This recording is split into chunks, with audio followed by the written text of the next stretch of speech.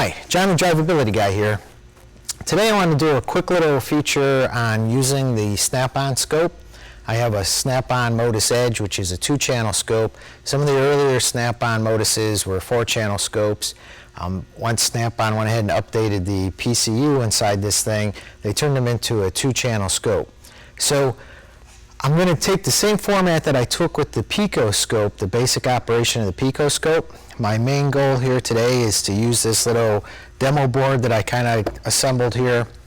And I just want to show the guys, I had a lot of response asking if I could do the same type of format that I did with the Pico scope with one of the Snap-on versions of the scope. Snap-on has quite a few different scopes on the market. They actually have a dedicated scope like a Vantage Pro.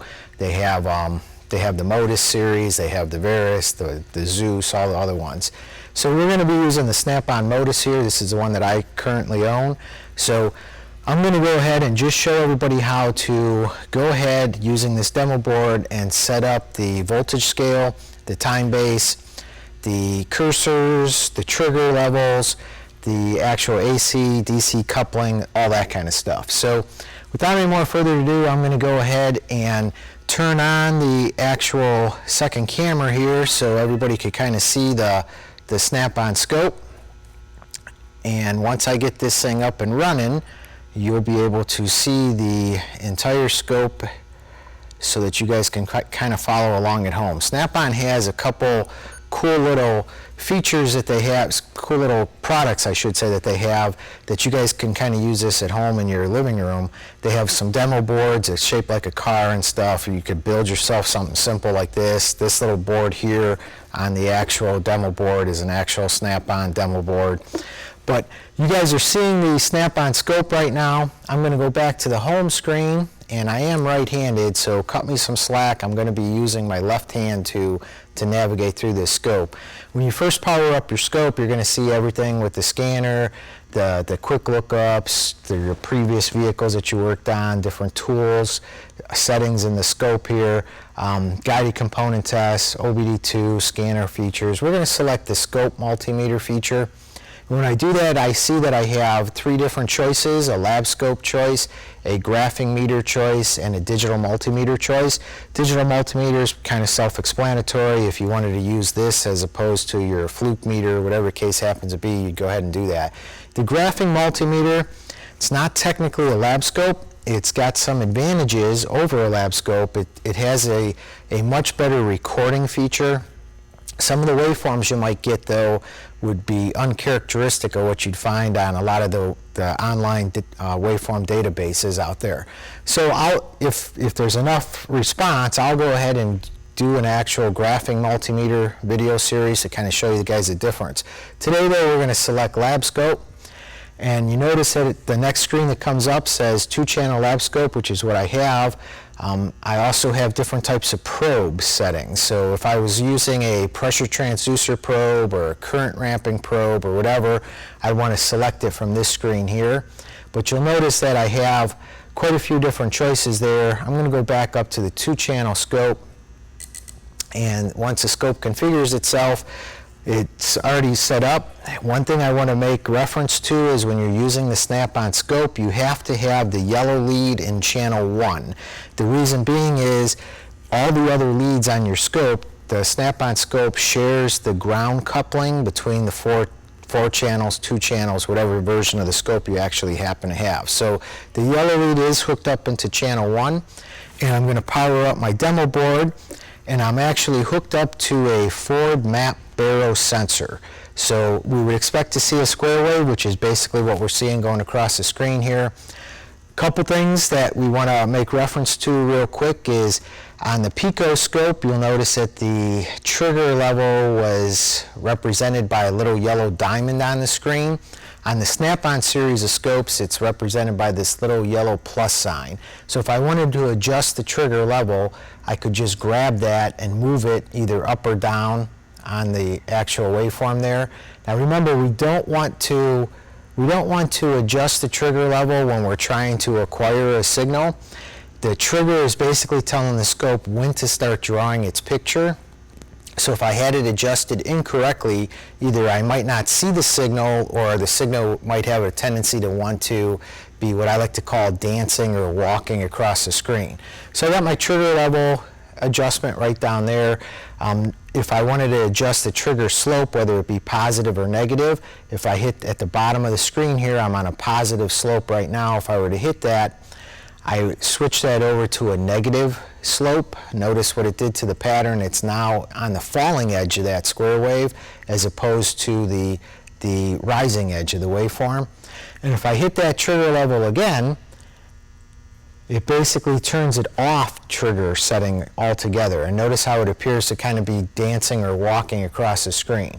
So unless I'm working on a fuel injector, I'm probably always going to be on the positive slope. So we'll leave it on the positive slope for right now.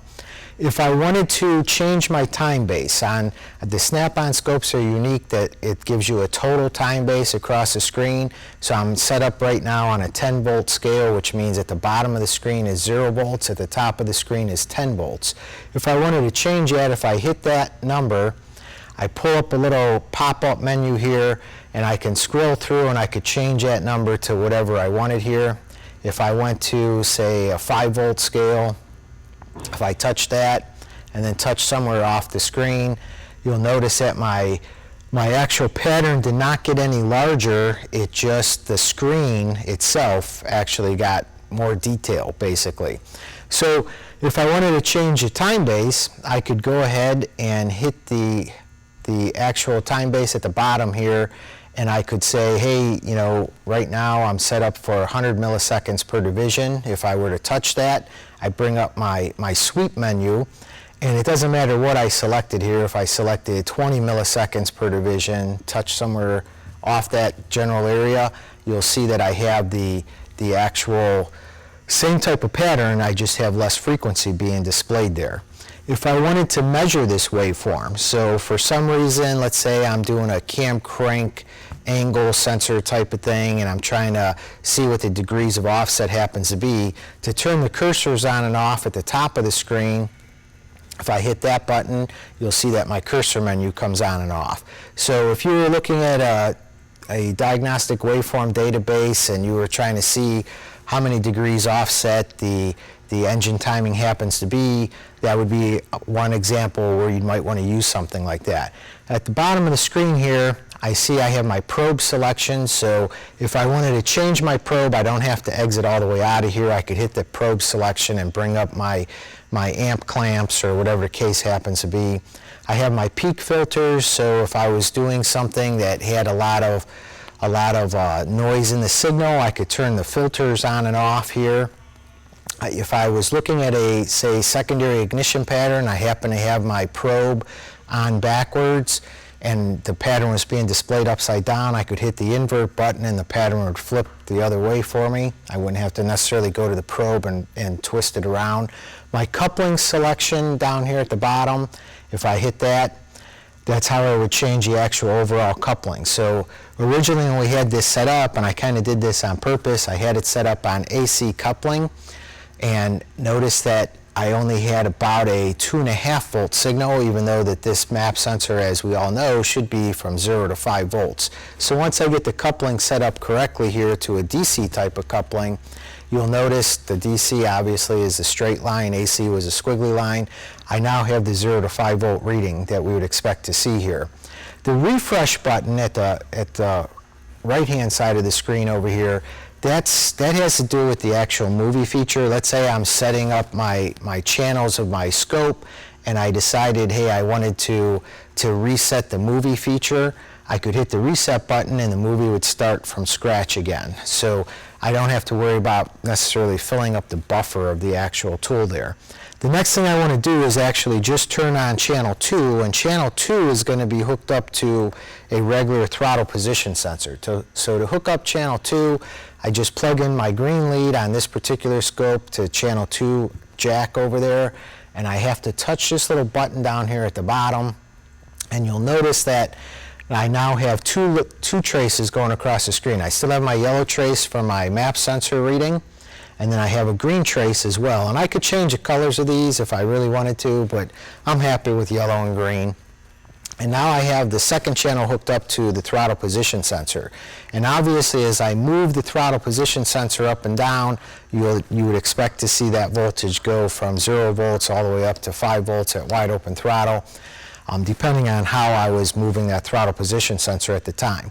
But notice when I do that, since all scopes on the market with the exception of one only have one sampling rate built into them, I don't have a picture-perfect pattern of the secondary pattern here. So the secondary one is hooked up to the actual throttle position sensor. So I'm going to change my time base, and I'm going to change that to something so that I could see more of that pattern on the screen. I'll say 500 milliseconds. Touch somewhere on the screen to get rid of that pop-up menu there. And now when I move this pattern, you'll see that I actually have a more traditional throttle position sensor waveform. You can kind of see the green line there. Now, when I do that, I can also go ahead and grab these channels over here, and I can move these across the screen, and I can also split the screen of my scope if I wanted to do that. So I could actually not have to have the two laying on top of each other and be a little bit easier to actually see if I actually split the channels for you. So with all that being said, I can also get rid of the whole bottom menu button just by hitting those little arrows at the top right-hand corner here. Or I could bring those back up. So if you turn your scope on for the first time and you're like, hey, I don't see any of those settings that he's talking about in this video, basically you just got to hit those little arrows. Now, just because the scopes on the market today, with the exception of one scope that's out there, are always sampling at one time base, it's not a big deal, because if for some reason I was using this in a real world application of maybe an intermittent cutout was occurring, and I was trying to figure out what the cause of that intermittent cutout was. So I hooked up to, say, an ignition source and a fuel source, and I had the vehicle cut out. Even though I might not have the pattern being displayed so I got picture-perfect clarity, I can always go ahead and zoom in on the section of the pattern.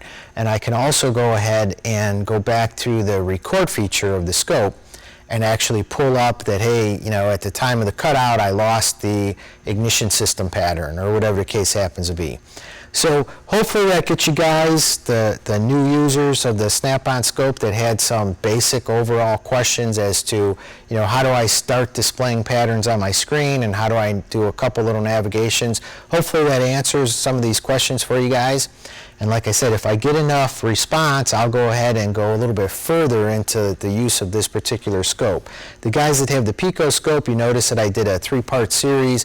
The first part was navigation of the overall scope. We went a little bit deeper with the navigations. The second and third parts were actually using it to perform specific tests on cars. So like with the pressure transducer and the amp clamps and stuff along those lines. So if I get enough Snap-on guys out there that say, hey, I'd like to see a couple more videos on how to use our particular scope to do that stuff, I'll be more than happy to do it. Hopefully you guys liked what you see. If you did, let me know, and be sure to subscribe to the channel. Thank you.